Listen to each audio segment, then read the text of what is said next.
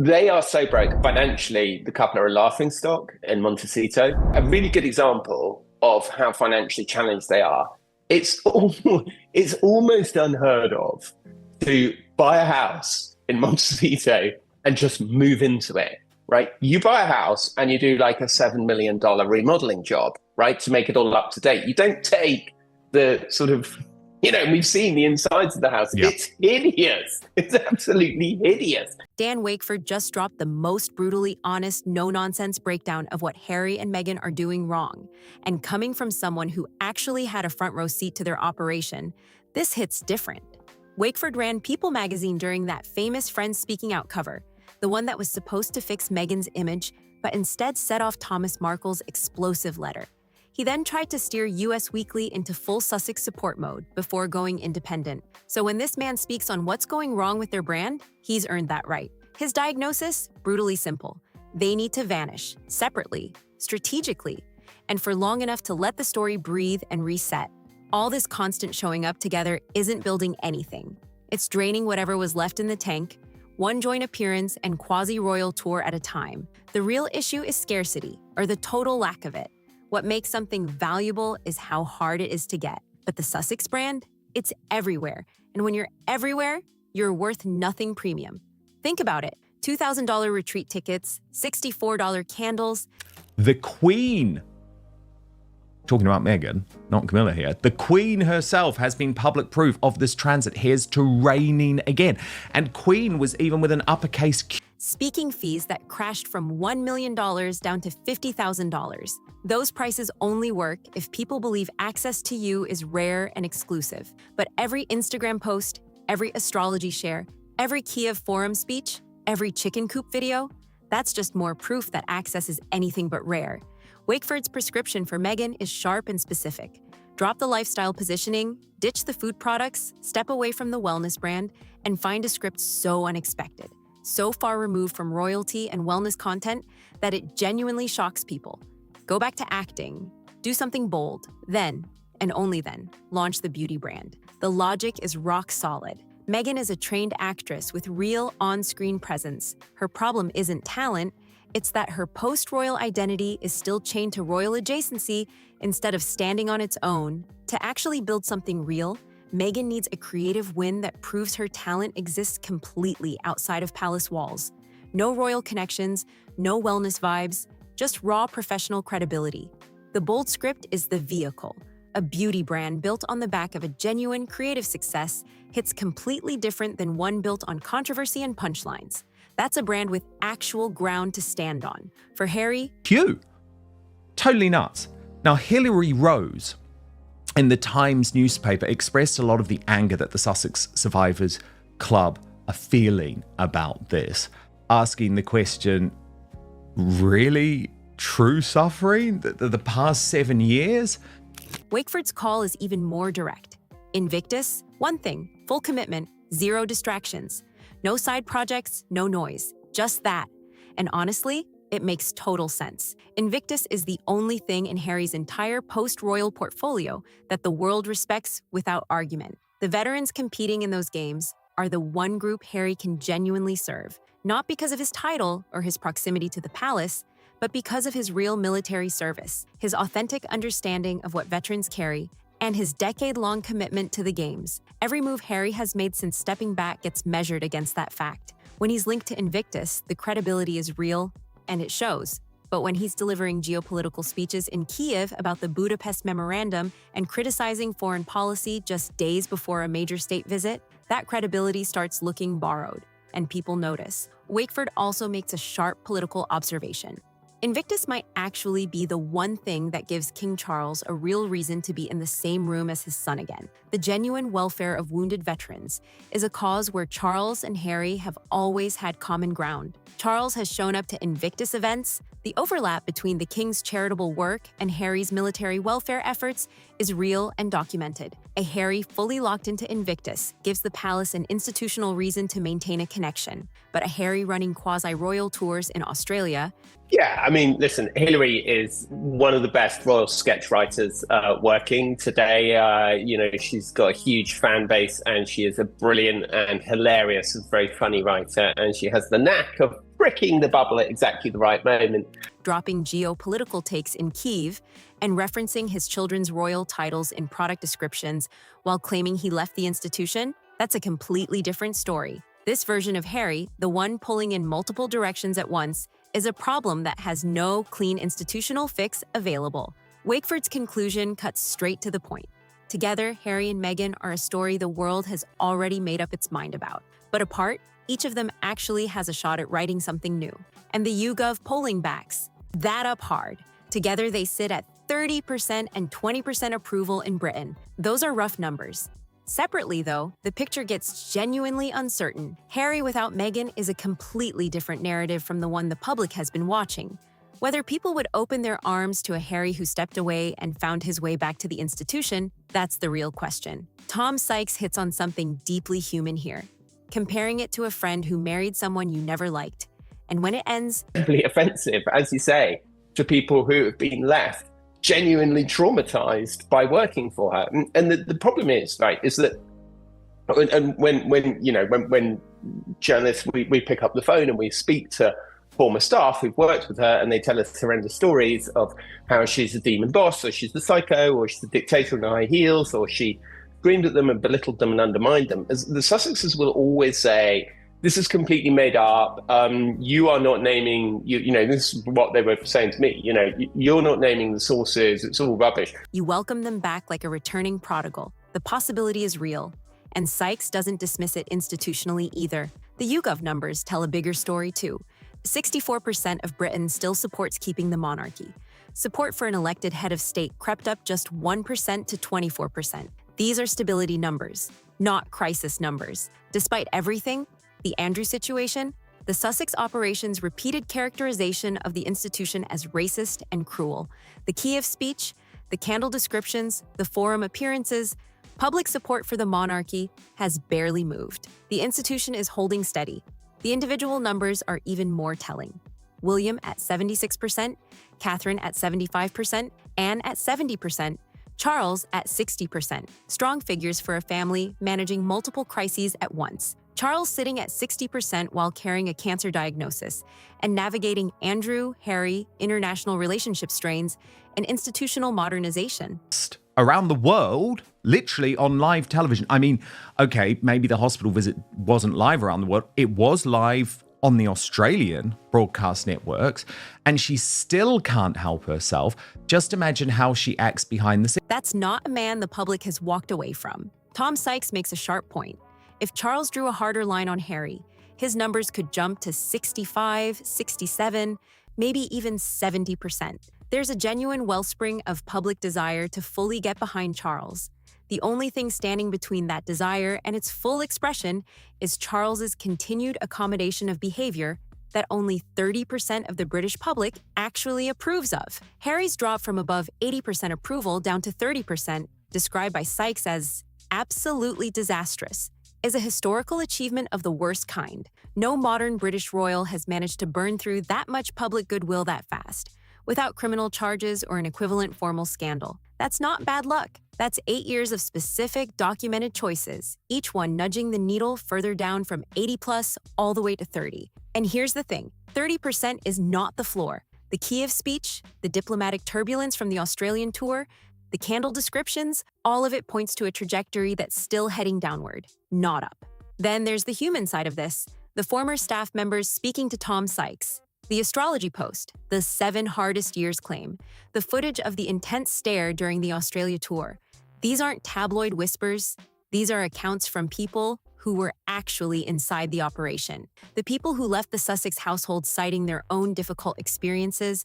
It's effectively misbehavior. Workplace bullying is by its nature something that happens behind closed doors and is secret, right? It's protected by NDAs, by power, by social convention, by fear that you won't get another job if you're, et cetera, et cetera. So when you see it in public, even though you only see a trace of it, it's a very good sign that more of it is happening behind closed doors. Are the exact group that a victimhood narrative lands on the hardest and the worst. Meghan's claim of living through 7 of the hardest years of her life, made while multiple former employees have reportedly described her using terms like workplace psychopath, dictator in high heels, someone who regularly brought staff to tears, that claim hits former employees like a complete inversion of reality. Hillary Rose's Times piece becomes the receipts. What was Meghan actually doing across those 7 years? Lavishly documented photo opportunities, a picture-perfect family life presentation, and a global fame profile that kept growing and expanding. That documented record is precisely what makes the hardship narrative so difficult to defend. Rose writes that Meghan got exactly what she wanted at pretty much every turn. So why isn't she celebrating? That's exactly the right question. And the answer the Sussex Survivors Club would give is that for someone with Meghan's specific relationship to her own story, the suffering isn't about what's actually happening. It's built into how she sees herself. That's what makes the astrology post make sense, even if it doesn't make it defensible. Then there's the financial picture, and it's urgent. Wakeford documents roughly 5 years of runway, with Diana's inheritance largely gone.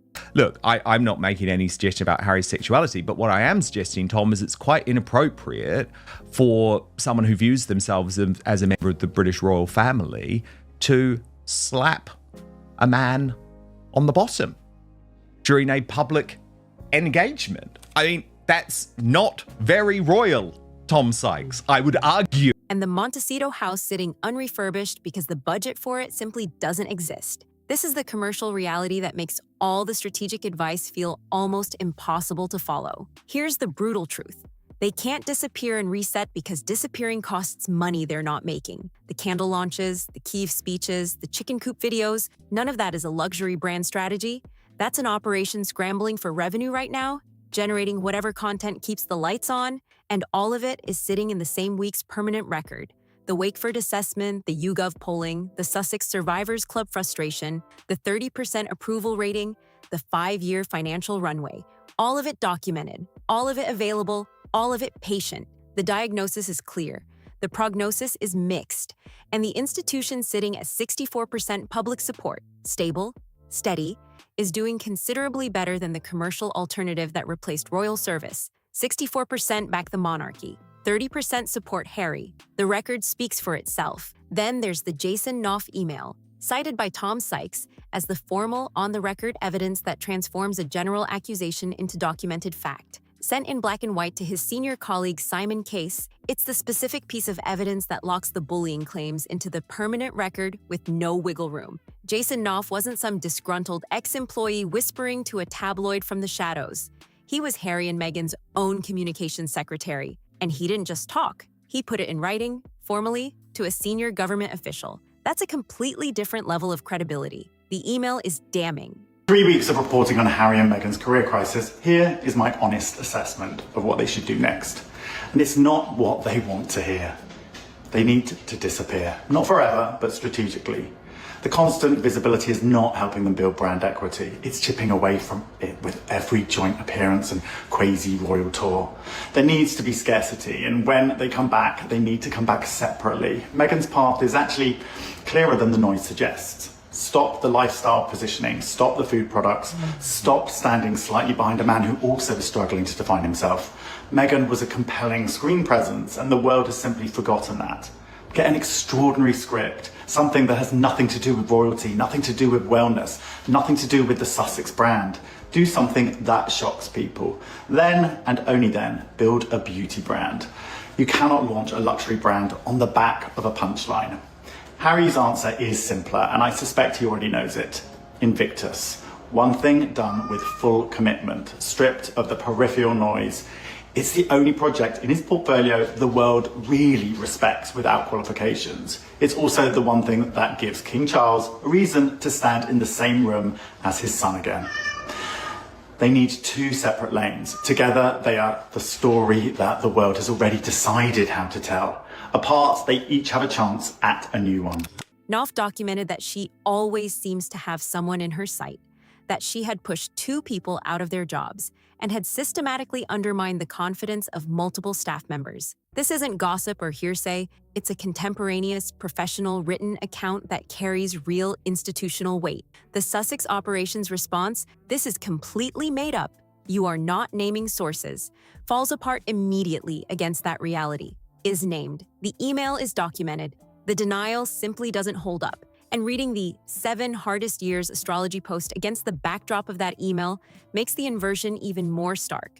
The person reportedly making colleagues' working lives difficult enough to require professional mental health support is now presenting herself as the misunderstood victim of a hostile world. Dan Wooten raises a sharp point. Why not just lean into who you actually are, the way the Kardashians did, instead of this relentless positioning as the warm, lovely Earth Mother? Wakeford approaches the same observation from a different angle, but both are saying the exact same thing. The inauthenticity is the problem, and it's costing them commercially. Meghan is not the Lavender Farm, artisanal jam, ginger-scented evenings with Archie version she's been selling. By multiple independent accounts, she's a driven, commercially ruthless, laser-focused operator who is highly effective at pursuing her own advancement. That person could actually be a compelling brand, but only if the positioning ever gets honest enough to match the reality. There's absolutely a market for that kind of personality. Reality television has proven it over and over again. But the wellness market, with the current positioning Meghan is running, it hasn't proven anything close to that. The reason Meghan can't just lean into her actual self is exactly why the Kardashian comparison only goes so far. The Kardashians' real selves, commercially aggressive, appearance-focused, willing to put everything, including their personal lives, on the table for entertainment and profit, are completely consistent with their brand. They're not out here claiming to be humanitarian Earth Mothers while simultaneously running reality television empires. Their persona and their conduct actually match. Meghan's stated persona, the authenticity, the humanitarian commitment, the organic lifestyle, the warm Earth Mother energy, sits in documented tension with how she's reportedly treated staff and how the Sussex commercial operation actually runs. And here's the critical part. This inauthenticity isn't just a strategic mistake that better advice can fix. It's a structural gap between who Meghan presents herself as being and who the documentary evidence consistently shows her to be. Then there's the Montecito social reality. And it's uncomfortable. Tom Sykes puts it bluntly, describing the couple as a source of amusement in their own neighborhood, so financially stretched that moving into a multi-million-dollar house without a $7 million renovation marks them as the least wealthy people in one of America's wealthiest communities. That's a specific kind of social visibility that doesn't go unnoticed in Montecito.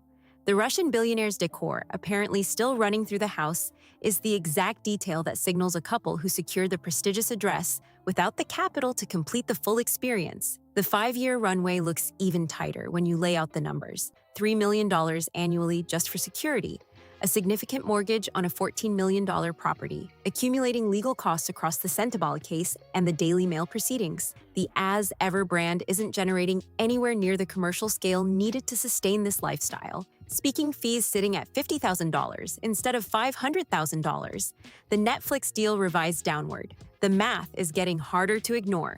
5 years is not a comfortable timeline when your bills are running at Montecito levels. And the cruel irony is that the operation can't follow Wakeford's disappear and reset advice precisely because disappearing is commercially impossible when the expenses are this high. The YouGov numbers tell a story the Sussex operation cannot spin away.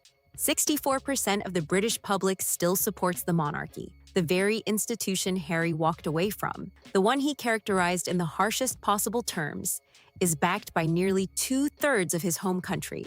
That's not a struggling relic. That's a stable, functioning institution doing just fine without him. The working royals who stayed, William, Catherine, Anne, Charles, have all either maintained or grown their individual approval ratings through one of the most challenging periods the family has faced in decades. And the institution just wrapped up the most successful state visit of the reign, removing trade tariffs, strengthening the bilateral relationship, and generating genuinely warm responses from the American public. Now put that next to Harry's 30% individual approval, and the contrast is stark.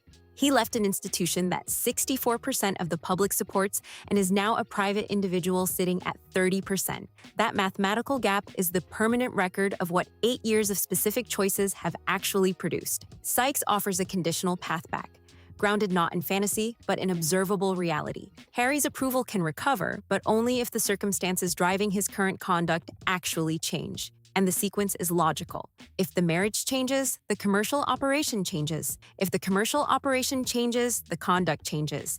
If the conduct changes, the public assessment changes. The sequence isn't guaranteed. It requires real choices, but it isn't closed off either. For now, though, 30% is the number. The permanent record holds all of it. The key of speech, the astrology post, the chicken coop video, the candle descriptions, the empty barricades, the 47 paying guests. But it also holds the 64% monarchy support, the Charles state visit whiskey tariff win, the William and Catherine anniversary photograph, and the steel marshmallow. The record keeps everything, the good and the bad, and it doesn't forget. Both records exist side by side, and the comparison speaks for itself. The institution is stable. The alternative operation is running on a 5-year countdown. And the permanent record, patient, specific, and without mercy, contains everything that will eventually determine how this story ends. Then there's the Australia footage, and it's difficult to look away from. The moment caught on camera shows Meghan directing a specific, ice-cold expression at her head of staff, Sarah Fusmo, who had simply tapped Harry on the shoulder to alert him to people on a balcony. That's it. That was the trigger. What makes this footage so significant is that it doesn't stand alone. It directly mirrors what the Knopf email documented in writing, two completely independent pieces of evidence converging on the same pattern. A contemporaneous written account describing a specific workplace dynamic, and then visible public footage capturing exactly the kind of conduct that account describes. And here's what makes it even more telling. This happened in a public setting, with cameras present, in a moment where Meghan had every reason to be performing her best version of herself. If that's the managed version, the version she's showing the world, what does the unguarded version look like behind closed doors? That's the question the footage forces people to ask. Tom Sykes frames it with sharp, analytical clarity. Workplace mistreatment is by its nature hidden, shielded by NDAs, power imbalances, and the very real fear of professional consequences. But when a trace of that behavior breaks through in public, it doesn't appear out of nowhere.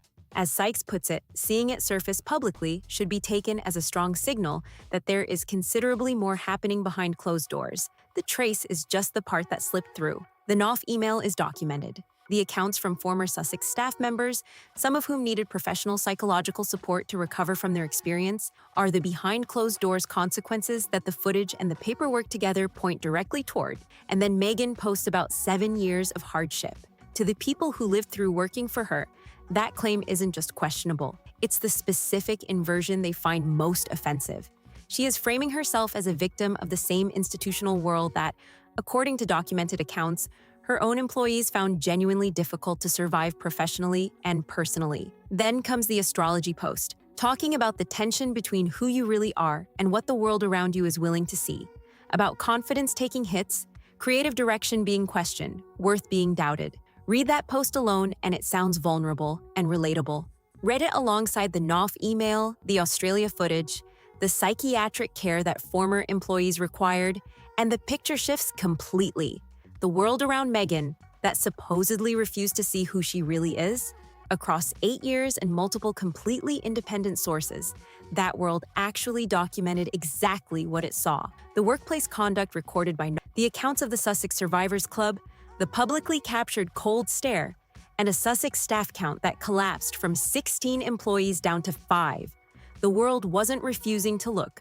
The world was looking, and it was writing down everything it saw. The Wakeford 5-year runway, the Sykes 30% approval, the YouGov 64% monarchy support, the Knopf email, the Australia footage, the astrology post claiming 7 years of hardship. All of it sits in the same permanent record. All of it is available. The record holds both accounts side by side, the one supported by documentation and the one the operation would prefer the world to accept. The comparison is right there in front of anyone willing to look.